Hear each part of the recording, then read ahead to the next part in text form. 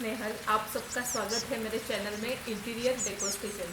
तो जैसे कि आपको पता ही है कि लास्ट 2 वीडियोस से मैंने एक सीरीज स्टार्ट की है जिसका नाम है Vruksh never seen before hanging planters series. तो आज है उस सीरीज़ का पार्ट 3। और अगर आपने पार्ट 1 और पार्ट 2 नहीं देखे हैं तो मैं उन्हें आई बटन में लिंक कर दूंगी, आप चेक कर सकते हैं।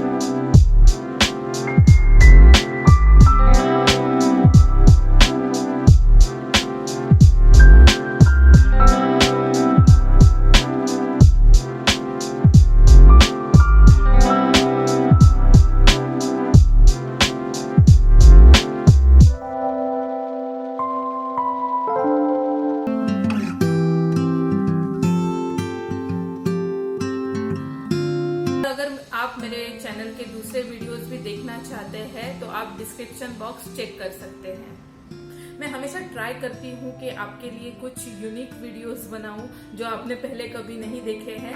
अगर अभी तक आपने मेरे चैनल को सब्सक्राइब नहीं किया है तो जल्दी से सब्सक्राइब कर दीजिए, शेयर कीजिए आपके फ्रेंड्स और फैमिली के साथ। अगर आप इन DIY प्लांटर्स को अपने घर पे ट्राई करते हैं तो मुझे जरूर बताइए कि आपको ये प्लांटर्स कैसे लगे।